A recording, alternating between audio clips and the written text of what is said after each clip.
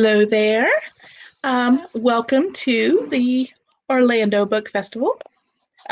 We are joined this afternoon by some amazing writers to talk about romance and have a good time for about the next hour or so, chit-chatting about the biggest genre, the best-selling genre of fiction, because it just makes everybody so happy. My name is Jennifer Morris, and I am a book blogger at funkinfiction.com. I am the director of the Coastal Magic Convention, and I like to do all kinds of things flowers related when I'm not in the book world. So that's me. Our panel today is, I'm going to read this so I make sure I don't get it wrong. It's a project made possible in part by the Institute of Museum and Library Services. So we want to thank them for helping us bring this conversation to you all today. And our lovely authors that are joining us today, you might probably recognize some of them, but let me do a little bit of an intro in case we have some unfamiliar faces. First, we have Raquel Henry. She is a Trinidadian writer, editor, and part-time professor. She owns the writing studio Writers Atelier and the Black Fox Literary Magazine. Raquel is the author of Holiday on the Park and the Writers Atelier Little Book of Writing Affirmations. So thank you very much for joining us. We also have Brenda Jackson. She is the New York Times and USA Today bestselling author of over 100 novels and novellas. And I actually, to go back, I went back and counted, and we're hitting close to 150 at this point. Yes. She was a 2012 NAACP Image Award nominee for Outstanding Literary Fiction and was named the Romance Writers of America's Nora Roberts Lifetime Achievement Award winner, recipient for 2012. So thank you, Ms. Jackson, for joining us. And we also have Mara Wells, who loves stories, especially stories with kissing, and she lives in Hollywood, Florida with her family and 2 rescue dogs, a poodle mix named Houdini Beauregard, which I think is amazing, and Sheba Reba Rita Peanut. I knew I was going to mess that up. I said it like a dozen times before we started. Sheba Reba Rita Peanut, a Chihuahua mix. Yeah. And thank you. And Mara is the author of the Fur Haven Dog Park series. So thank you for joining us, Mara. I'm going to have each one of you ladies say hello to our readers, and I'm going to ask you to share one thing about yourself that is not in your bio, and then we'll get to our real questions. Why don't we go in the same order as when I did your intro? So we'll start with Raquel, go to Brenda, and then Tamara. So I'm going to slightly cheat here because it's in my long bio, but but you don't have my long bio. We didn't read that part, so you're okay. I am obsessed with Hallmark Christmas movies. Ooh, and nice. I'm honestly obsessed with Hallmark in general, but yeah, Hallmark Christmas movies are my thing. Very cool, very cool. Miss Brenda, what would you like to share? Wow, you're obsessed with Hallmark movies. I'm obsessed with Reggae John Page, the Duke of Hastings. You would not be alone. So that's a fangirl moment. And I heard yesterday he wasn't coming to book 2, which as a romance author, we understand how series works. But then, I'm used to at least seeing a cameo, an update, something, just show his face a little while. But I'm hoping that is still not out of the realm of possibility. I'm hoping that at some point we just get a little peek of something, you know? Yeah. Just something to get me, motivated. Yeah. Miss Mara? Hello. Something that's not in my bio that I'm pleased to share with everyone is today is my birthday. Oh, happy birthday! Happy birthday. So, that's you. Sweet. Yeah. Very cool. So it's and you're sharing part of your day with us. I know. It's my first ever book festival panel birthday. Yeah. So. Very cool. That's cool. That's a nice precedent to start. We should have all brought cupcakes. Yeah. Okay, so I am going to, I have a few questions to ask, and then I'm hoping that we will end up with questions and comments from those that are watching. So I'll try to feed some of those into the conversation. We'll have some time towards the end to pull up some of those. So we'll go through that. I don't want to make it too structured. So if you have an answer and you really want to share, go ahead and hop right in. If it turns into crickets, then maybe I'll call on people, but I don't anticipate that will be a problem.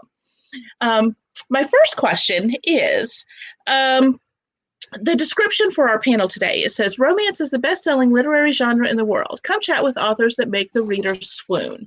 So my question for you is, what makes you swoon? Anybody? Go ahead, Brenda. Okay. A handsome hero. I mean, there we go. Let's face it. Most of these books are written for women. Mm-hmm. And nothing makes a woman swoon, any woman, other than tall, dark, handsome, suave, debonair, the eyes, mesmerizing eyes, the lips. You got it. A good-looking man. Yes. So we'll always get our attention. Yes, always. Always. No matter the age. Like I used to tell my husband, I may be old, I may be married, but I'm not blind, you know? Yes, ma'am. Yes, ma'am. What about the other two of you? Anybody have something swoony to share? So for me, it's just the sweetness of the relationship. I really just love seeing two people fall in love, and I get just happy when I see it. And so my friends were joking around because I also write scripts, and I was taking this screenwriting class, and my classmates were joking around because they were like, it's the male lead in this script, he's like such a cinnamon roll character, and I love that, like just that whole sweet element of a romance where it's just the two people falling in love, and it reminds me, I like it best when it reminds me kind of like, I know this is going to sound really corny, but when it reminds me of my parents. Because I talk about sweet.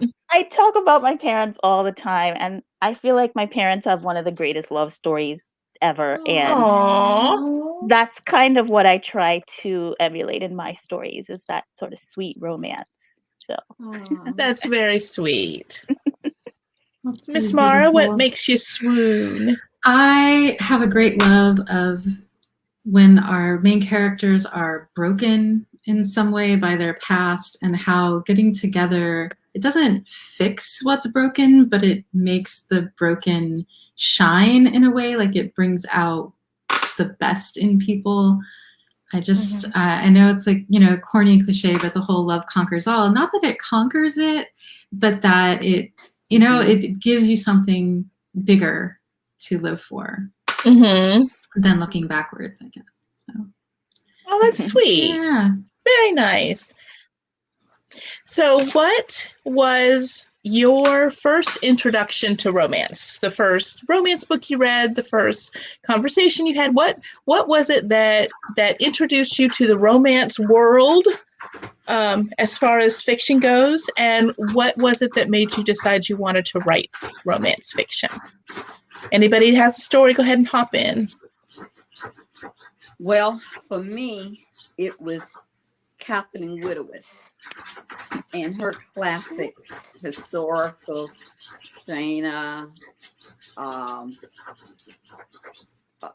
mostly Shayna, and gosh, I'm trying to think the other one that I can't believe I can't remember it, because I named my son after The Flame and the Flower. Okay. Yeah, Brandon Birmingham, because I named my son after the hero.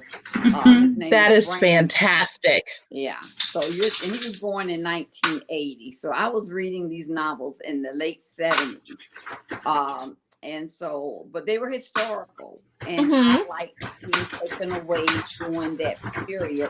And for the longest, I did not read contemporary romance. And when I started reading contemporary romance, then I got into Nora Roberts, and I got hooked to her McGregor's, Linda Howard. I got hooked to her Wolf Montgomery, not Wolf, Mackenzie. And then all of those. So that's what really got me hooked in romance. And I was working in corporate America, but they were a break from all the chaos of corporate America. When I traveled, I always had a romance book with me. So that's how I got involved. Nice. Very cool. Raquel or Mara? So I will be honest, I sort of fell into writing romance. I would say, I don't even remember honestly what the first romance novel I read was, but I do remember, as a kid, I really loved Sweet Valley High. And there was always like a little bit of a romantic element to those books. And I think I spent a lot of time denying that I was a romance writer. I went to school for creative writing, so undergrad and grad school. I studied creative writing, and I think during all those years, I was really just confused, right? Like I'm not being offensive to any of my parents, because I had such a great time studying creative writing, but I think there is like sort of a way that information is delivered, right? Where like this is what you should be writing, and so I kind of fell into really writing short stories, literary fiction, that kind of thing. And then, fast forward a few years later, and I ended up finding an ad to ghostwrite romance. And I thought, wow, I thought, ooh, this looks like fun. I like reading romance, and like I could write romance novels. And I applied, I ended up getting the job, and I spent a few years writing romances, and I ghostwrote them. And I thought to myself, I will never publish any of this stuff. Like I'm not going to publish romance, so this is all fine. And then fast forward a few more years, and I started watching the Hallmark Channel. And I've talked about this before, but I have not had the best experiences in the romance department. And I think starting to watch that channel sort of it gives me a little bit of hope, right? So it makes me feel like, oh, this is possible, right? And so I kept watching it, because it was like, okay, this is to help you not become, this bitter, this bitter person. And then I got it in my head. I was like, I would really like to be able to put this kind of story on the page. Like, I want to make people feel, because I am a total cornball when I'm watching Hallmark, like giant smile on my face. I sometimes tear up at the end. And I was like, I want to do that in, stories. And, that's how I started kind of independently publishing my own novelettes. And then now I'm doing scripts. So yeah, it's been, that's kind of how I started in romance. Do you remember the first romance book that you read? I don't. That's or the one thing, of the first? That's what I was trying to rack my brain, and I'm like looking at my shelves, but I have my books categorized, and my old bookshelf is in my closet. Not that I have books in my closet or anything. I don't know what you're talking about. But I want to say it was probably, I don't remember the name, but I want to say it was probably one of the old Harlequin ones. So, because I remember reading a lot of those. So, like in the adult realm. So. Right. Yeah, to graduate from Babysitter's Club to Harlequin is a little bit of a jump, just a tiny bit. It's Sweet Valley, so it's like, they had the college Sweet Valley, years. that's right. They had like the college years, and those were like a little more, yeah. Gotcha. A little more transitional. Yeah. How about you, Mara? I am going to blame Disney for my obsession with romance, because when I was very little, it was Cinderella or nothing, baby. I was Cinderella for Halloween every single year, until finally somebody in the family was like, you can't. And I was like, fine, I'll be the fairy godmother. So it was just like very consistent. And then in the 4th grade, my older sister took me to see Romancing the Stone, which is about a romance writer. And I found out that there are these books. So I went to the library and I said, I want books like Romancing the Stone. And the librarian hooked me up with some Joanna Lindsay and some Janet Daly. So I'm in the 5th grade, sneaking romance novels to school and like putting them inside my math textbook, which is not very good at math. And then in 6th grade, I got busted and they called my mom in to tell her I was reading these, you know, racy romance novels instead of paying attention in school. And I give so much credit to my mother for saying, is she failing anything? And they said, no. And my mom said, leave her alone. She's reading. Well, there you go. And so I got this like sort of implicit permission to just read whatever I wanted. So I've been just a voracious romance reader since I was about 10. But I never wrote romance. I started writing romance about 3 years ago because I didn't want to ruin my one greatest pleasure in this world. And I thought, you know, I love writing, and I was writing other types of books. I'm mostly writing for children and young adults. And even, like friends, family, my agent would be like, you read so much romance, you should write that. I was like, no, how, like, that's my one true escapism and I can't turn it into my job. Like, then what do I do when I need to escape? Right? Yeah. But then I got to a point. Yeah. So my agent finally talked me into giving it a try. And then I found out that writing romance is that same, I have that same feeling of escapism when I'm writing it as I do when I'm reading it. So that's cool. It's something I wish I'd realized like 20 years ago, but you know, I'm here. I'm here now. Yeah. Yeah. That's cool. Very cool. Mm-hmm. We have I'm not going to I'm going to try to not single out any particular one author for the conversation, but I cannot not acknowledge that Brenda Jackson has almost 150 books out right now. I know. I mean, that is an accomplishment that we all have to recognize and appreciate you very much, Miss Jackson, for sharing so much of yourself with us. My question for you is there something that you do to make sure that you are not retelling a story or what do you do to make sure that you're keeping your stories fresh and current and not falling into a trap of kind of doing the same thing over and over again? What can you share with us about how to make that work? Well, honestly, any writer knows there's only so many types of love stories that you can tell. It's how you tell them. Right. And what I do, I write family sagas. And I think in every family saga, I got a missing baby story. Or when I say missing baby, well, the hero did not know he was the father of a baby. Right. I got the Cinderella story, the rags to riches story. I think in every one I have the sweetheart story where best friends fall in love. So that's common, you know. So I love those types. But what makes it different and what makes it fresh is how you tell that story. You put a different spin on it than there was before. Like when I did my first book about, well, not the first one, well, when I did another book, A Little Dare, about the guy, you know, didn't know he had a son. Well, I had done that before in one of my Madeiras books or one of my other books. So now here I am doing it again. So what I did, I had both the father and the son, not realizing who was the father, who was the son. But then the father knew, but the son didn't know that the father knew. So he wasn't ready to tell the father because he didn't think he liked the father because he was a hero. And so the father played along with the mom, you know, let him get to know you, let him decide when he wants to accept you as the father. So that was a different spin on the same story. So that's what I do. I think about, okay, how did I write it over here? So how can I change it to be different over there? So, yeah. Are there any tropes or story plot lines that you don't care for, so you don't want to ever use in your stories, or do you kind of just touch a little bit on everything?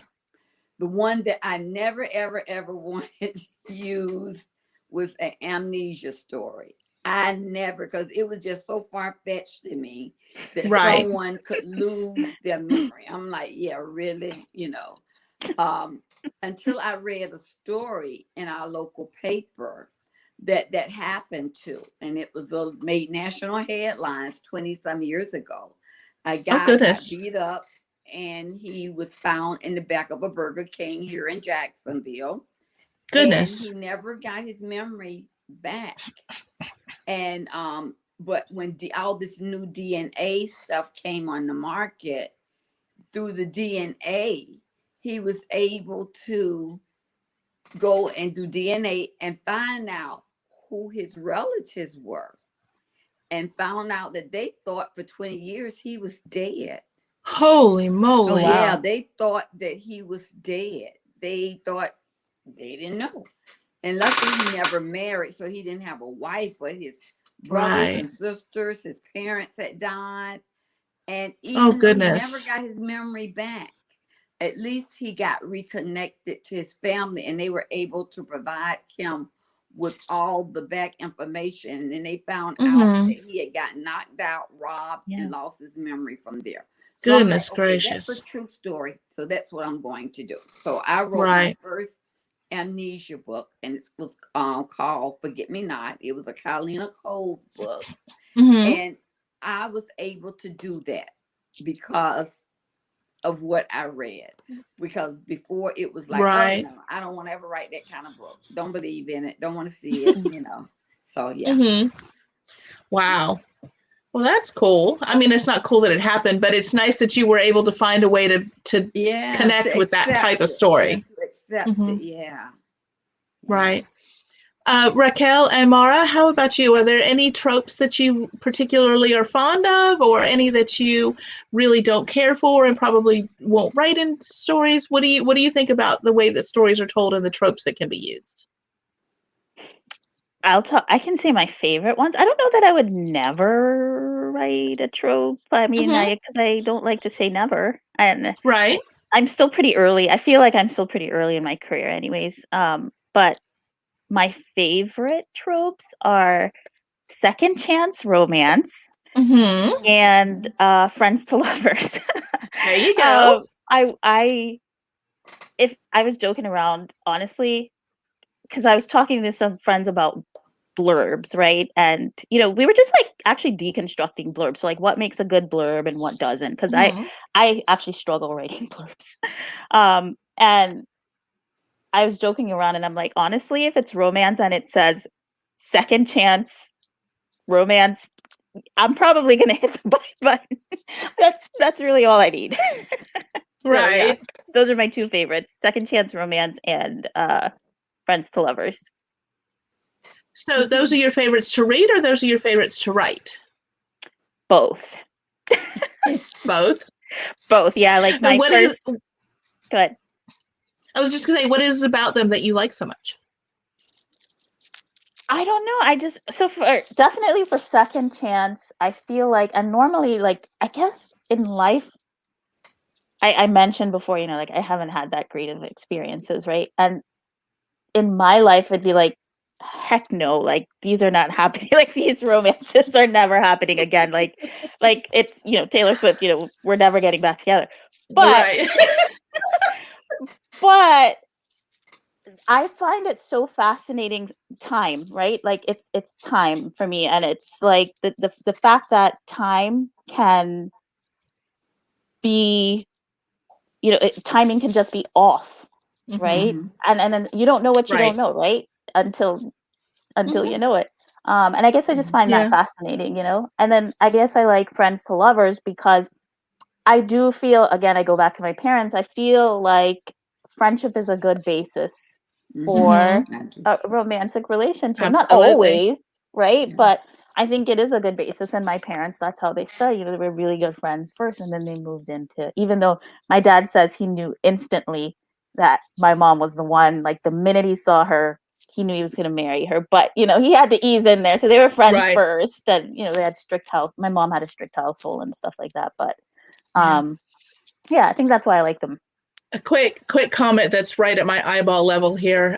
Sarah, who we all know works with the library as well, says Raquel's parents are #goals. Oh. I'm going to tell them you said that, Sarah. Miss Mara, how about you? What are your favorite tropes to write? Are there any that you don't care for as much? I love read or write. Yeah, I love a wounded warrior story. You know, I love my veterans. I love my scarred heroes. Just catnip for me. And I also love when they were childhood friends and then separated and then meet again later in life. Like I love that, having that connection to your roots, I guess, and then revisiting that. Those are my catnips.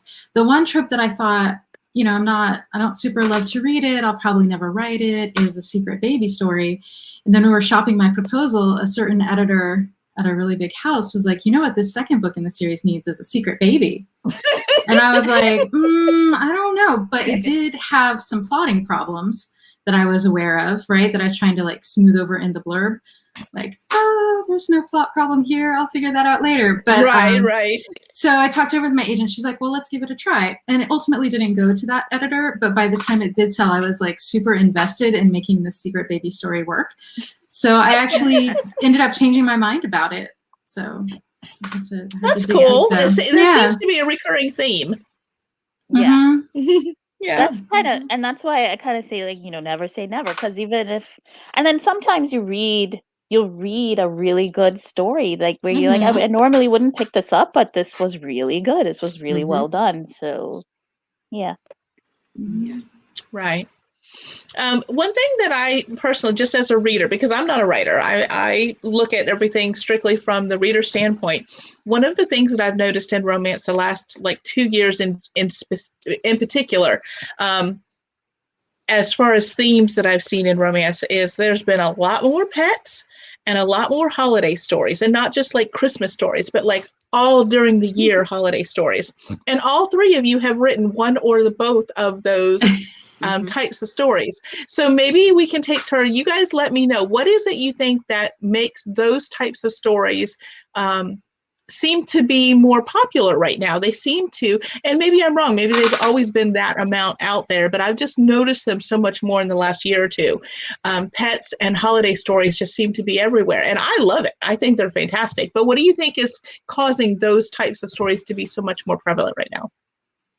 I think people attitude toward both. I mean, I have a Yorkie, and people now they're treating their animals like they're their kids, and I can because I take mine to daycare every day. Like he's there you go. Come on, mommy, finna take you to daycare, and then you know he's there at 7 or usually 8, and then I pick him up in the afternoon, and it's like, oh my baby, you know. So and people now are embracing that. They don't think, oh, she's strange, you know. But now, because while I take them, a lot of other people take their dogs to daycare. So they have a dog in a story or a pet or cat or whatever. It's common ground now. In fact, people say, your hero don't like animals. Why they don't have pets, you know? And you know, they're real busy people. I'll say that, but now I'll say, oh, they could go to daycare, like I take mine to daycare. You know? And then no excuses. As far as all the other things, you know, that you mentioned, the holidays. I think around the holidays, people just so happy-go-lucky, and they want to just feel good about it. And Racquel, I would have to say Hallmark is added to that because you know, you look forward to that list to see, okay, what's coming out this year for Hallmark movies. And then, so on the romance side, the literary side of that, the book side of that, starting in October, because I have an October book coming out, and it's a Christmas book. I'm like, who does Christmas in October? But it's so a lot of people. Christmas books, they start early, and it goes through from October, November, December. And they just even into January are buying them. People are really looking forward to reading the Christmas story. Get me in the Christmas spirit right now. Forget about Thanksgiving. Get me in the Christmas spirit. So, and I've seen there are stuff coming out for like St. Patrick's Day, and there's a lot of Valentine's Day stories, a lot of Halloween stories. It's like people need that all year long now. All year round. Yes. Yeah. Yes. Mara or Raquel? I think it has to do with shared experiences. Mm-hmm. So no matter what holiday it is, there is something communal about holiday traditions. And even if it's a holiday that you don't personally celebrate, it can still be interesting to see, knowing that it's, again, it's it's a community that does this. It's not individual to that person. So I think there is something community-based about the holiday books. And I think it's similar with the pets, that it is a shared experience. So many people have pets in their homes, and it's something that we can just automatically connect with the characters who love their pets like the reader loves their pets. It creates it's kind of a quick and easy connection to make. Right. I think that's so true. And I also agree with what Brenda said too. And I think about like just how I feel. I swear I'm not an affiliate for Hallmark, but I could be if anybody, if Hallmark, if you're listening. So the Hallmark season starts in October, and I am counting down, and they also have Christmas in July, and I am like counting down, and I think it's because it's a feel good story. There is a thing, I can talk about Christmas specifically just because both of my novelettes are Christmas stories, and going forward, I only plan to publish holiday stories, and I usually release them around sweet. I usually release them around the holiday season. And I think there's a magic about Christmas. And when you pair that with a cute romance, it's just, you just feel good and you feel warm and fuzzy inside. And I think that's why people want to hold on to them longer. I read them all throughout the year. And, my novelettes sell throughout the year too, because I think people just want to hold on to that, especially. They always want it. Right, especially depending on where you are in life, right? You might be having a difficult year and you can escape into something like that. Or, like we all know 2020 was not a great year. So I'm sure there were probably more people reading, those kinds of stories because it just makes you feel good. Right. Two things really quickly. I have two more questions of my own to ask. Those of you who are watching on the interwebs, if you have questions for any of our authors, now would be a good time to start putting them into the comments. We'll start getting to those here shortly. So if you have anything for any of our authors, that would be a good thing to do. My next question, we've actually kind of touched a little bit on part of it. We have a tendency to always think when we talk about romances, my brain first automatically goes to like lighthearted and happy and sweet and lovely. But all romances are not always happy and sweet and lighthearted and lovely. Sometimes they make you cry, and then it makes Jennifer upset, and then she has to close books and take some time to herself. So what do you do to kind of balance what would essentially be the reality of things? Sometimes romance is not always sweet and unicorns and cupcakes all the time. So how do you balance the sad parts with the happy parts to make sure that you get that very satisfying HEA at the end? How sad can you go, or do you have a limit to how unhappy you'll make the characters? How do you balance the two parts of that to try to make it realistic and relatable, but still get to the happy place at the end? Wow. I think for me, knowing that life is not always easy, but then accepting that people read our books because they want an escape into easy. They want to know, they can accept there may be some issues, but in the end, we're going to resolve and make everybody happy, and they're going to live happily ever after.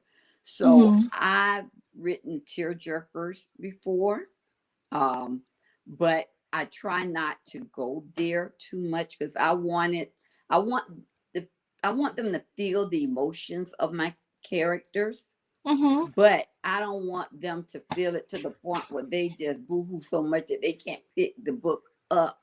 Because one thing about a Brenda Jackson book, at the end, they know they're going to be happy. It's how are they going to get there? And if it's a little bit of tears, to get there, then that's okay. But I don't want a full, like Bridge of Madison County. I still have nightmares on that book because I cried through the book, and then at the end I cried even more because there was no happiness, But at least if I'm gonna cry, give me something to cry about. So when I get to the end, I'm like, I'm happy. Yeah.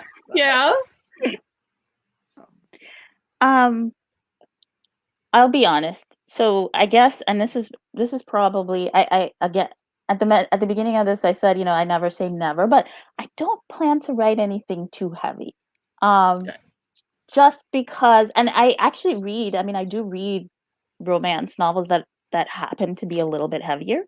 But my favorite ones are the ones that are really light. Like there's an author that I love, and she's one of my favorite romance authors, an independent author by the name of Steiner. And her tagline is like romance with angst.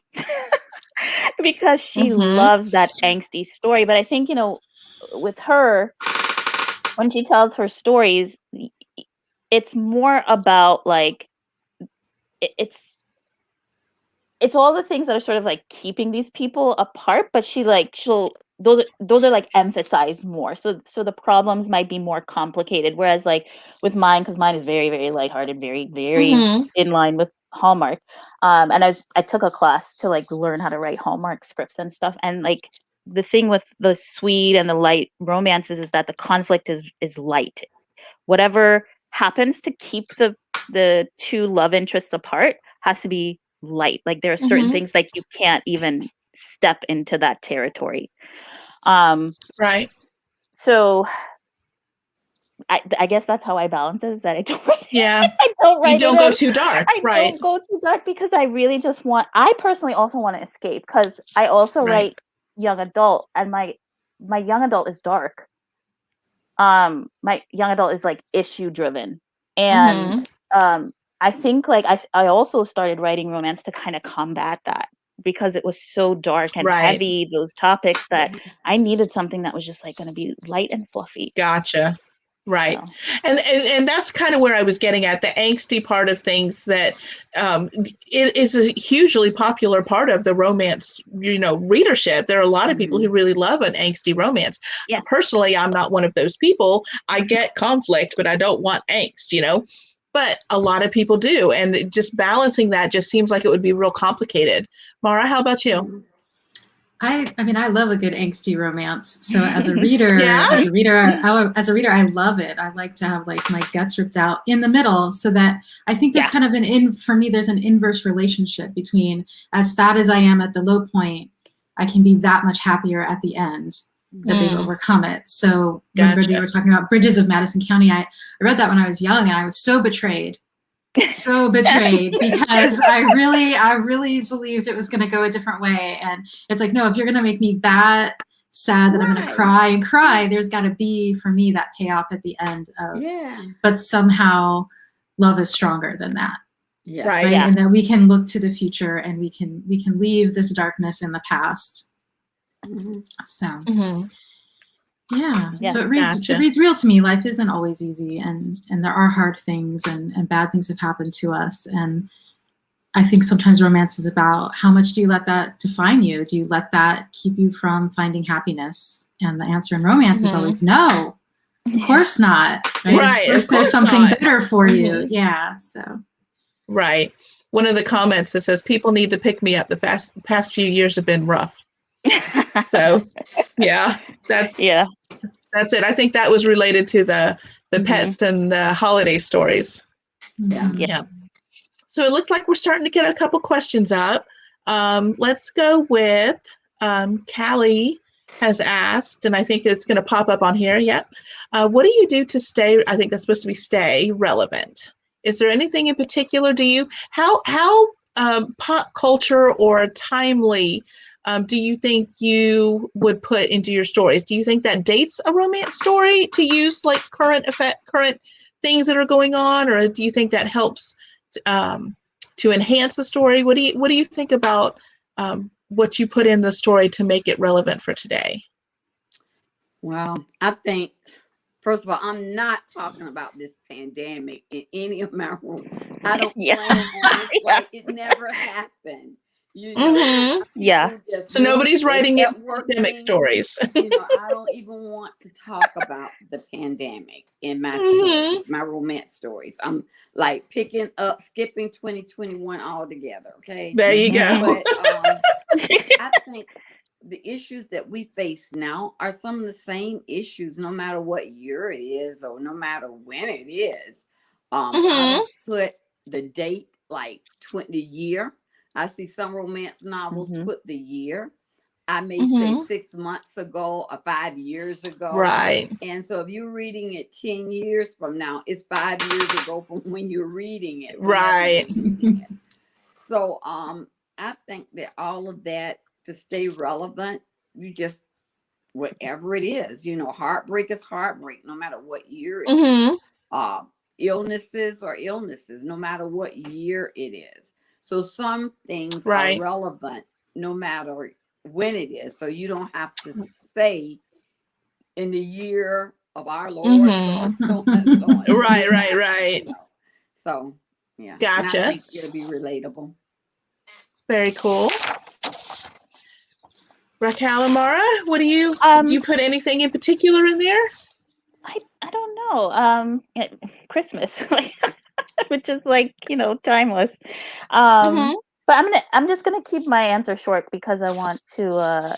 I see like a lot of them are coming in, but I would also have to agree with Brenda. Like, I'm not gonna put in the pandemic at all. Like, it doesn't exist. It's right.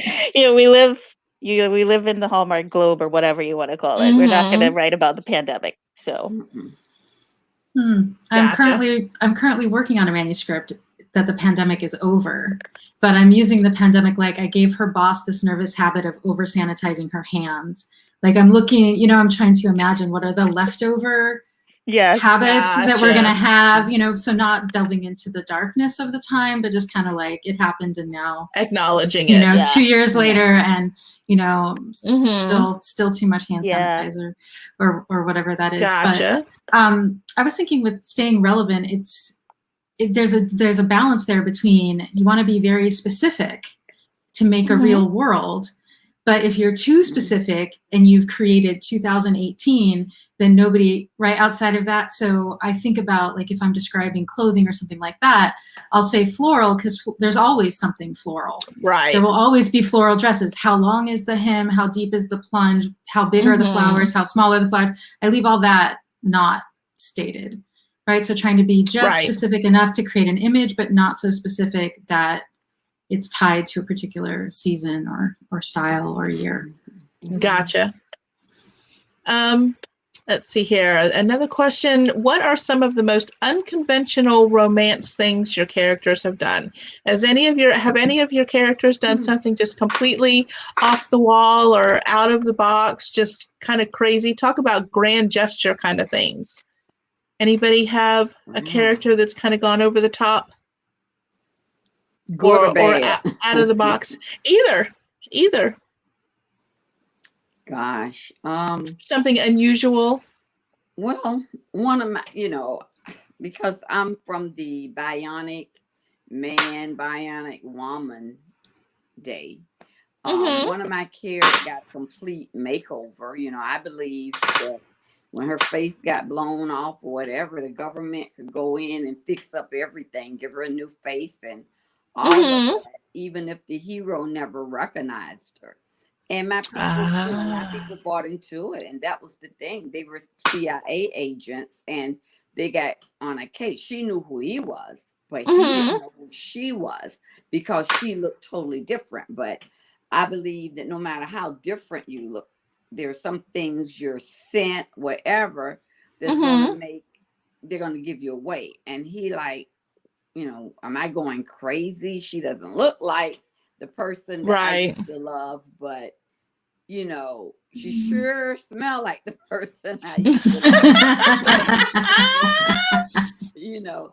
So all of that. So that was for me not really over the top, because I believe it could happen, you know. Right.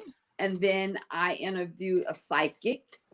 Not saying that I don't believe in psychic. It's just like with the amnesia. Okay, what you got to tell me, you know, right. whatever.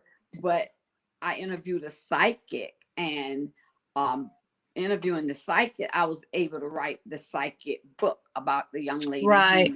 who went out to help police people look for missing children and all of that, and bad cases. So, you know, all of that, you know. So yes, yeah, those are two areas that's that interesting. I wasn't sure about, but I did it. Nice.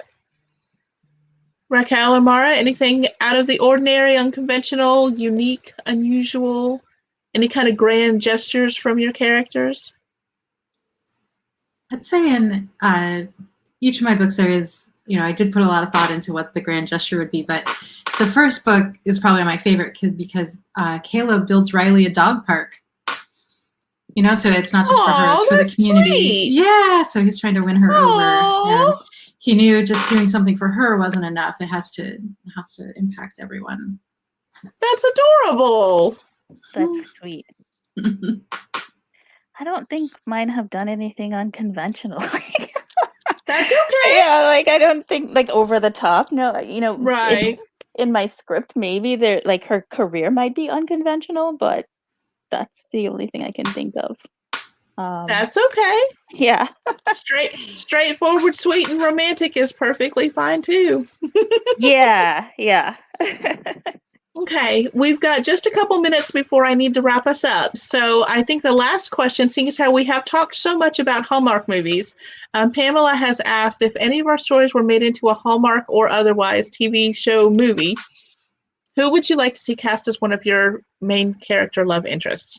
So quickly, did anybody have any story casting to do? Anybody have any ideas about who they would like to play some of their characters? Miss Brenda, you've thought about this? 3 of my books have already been made into movies, and 2 will be filmed this year. And very nice. My own, thank you. And I formed my own film company with Bobby Smith, from the Jason Lyrics fame of the 90s, to bring more of my books to the movies. And one of my first books will be one of my Catalina Cole books, the Amnesia book. Everybody likes that spin on the Amnesia book. And so there you go. Asked me, well, who would you like to play Ray Sullivan? I'm like, Ray J. Page. Who else? You know, who else? Well, we probably won't be able to afford him, you know, so it don't hurt to ask. Choice, you know. So that's it don't hurt to ask. So I'm looking at Henderson Wade. I'm looking at a lot of other guys. But yes, I love doing that. I love fun my characters, and then, you know, most film productions have their own casting director, and the one that for Passion Flick does the same one for Hallmark. She's the same person, and she's really good. She knows how my character is, cool. And she'll say, what do you think of this guy? And I'll say, well, I've never seen him in anything. Sit back, I'm gonna send you some things videos that he's been in. So right, so that helps, you know. Yeah.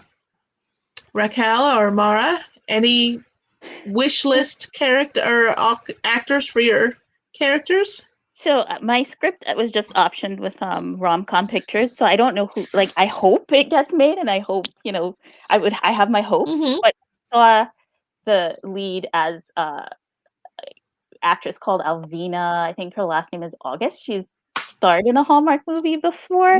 Nice. And then for the male lead, I would really like Michael B. Jordan. You know. Okay. I don't know if that would happen, but you know, I'm just saying that's what I saw in my head. Again, doesn't hurt to ask. Yeah. Very cool. Very cool. Mara? I hope to have such decisions to make in the future, but right now nothing is cooking in that on that burner, I guess you could say. Right.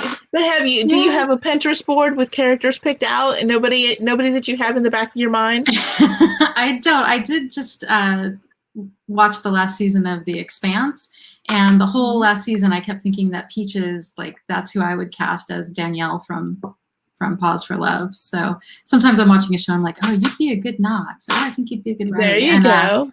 But yeah, then let those little kernels fester a little bit in your brain. Yeah. There you go.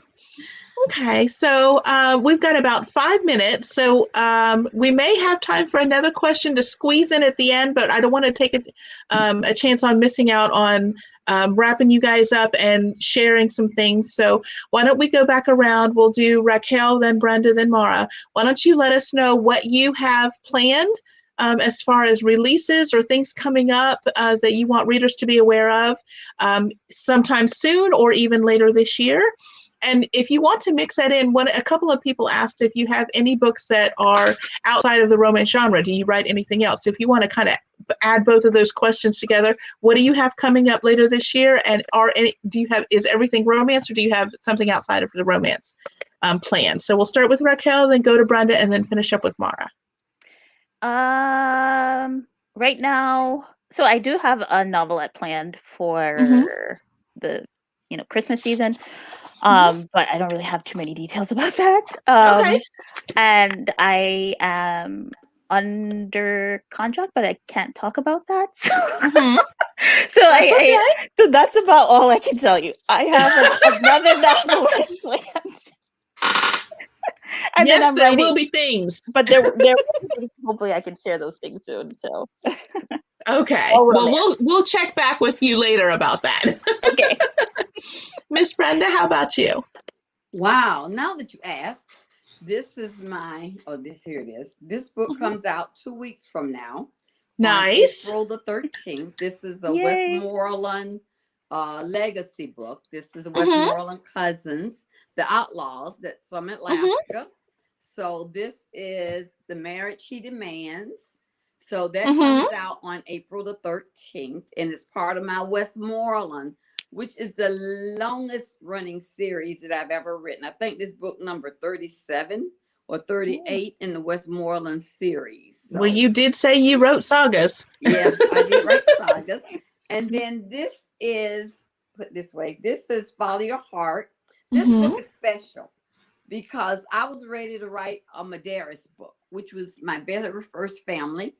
And Harlequin wanted me to write a Catalina Cove book. And I'm like, no, I'm not in Catalina mind. So to satisfy both of us, I put a Medeiros in Catalina Cove. So it's a combination Catalina Cove Medeiros novel. So I am happy. It comes out the 27th of April. So very nice. Out this month. Awesome. I know you're gonna be busy. Yes. That's amazing. Busy. Yeah. Miss Mara, what have you got coming up? This just came out. It's about 6 weeks old. So this is the third book in the Fur Haven series. So it's now a complete set. Nice. And that's Irons in the Fire. Yeah. What's the name of it, Mom? This is Pause for Love. Okay, Pause for Love. Okay. Yes. So irons in the fire, but nothing to report right now for the future. So we'll have to check back with you again later too then. Yes. Oh, you know what? Really quickly, where can readers find you online? We'll go back to that same order again. Raquel, do you have a website? Do you have Facebook? Do you have Twitter? How do fans reach you? My website is raquelhenry.com. I keep everything all pretty simple, and then all of my social handles are at Raquel Henry across the board. Instagram, Twitter, and Facebook. Cool. I'm Brenda Jackson. I'm at brendajackson.net. I'm on Instagram at author Brenda Jackson or Brenda Jackson fan page. I'm on Twitter, author Brenda Jackson, author B Jackson, and then I'm on Facebook. So fantastic. I'm all over the place. Excellent. We got 1 minute. Mara, where are you at? MaraWellsAuthor.com, Twitter, Facebook, and Instagram at MaraWellsAuthor. Perfect. Thank you so much, ladies. I appreciate you spending time with us. Thank you to everybody who watched. Thank you to the Orlando Library for hosting us today. And everybody have a good rest of your evening. Thank you. Thanks for watching. Subscribe to our YouTube channel to be the first to find out when we have new fun and informative videos for you. Orange County Library System is your place to learn, grow, connect.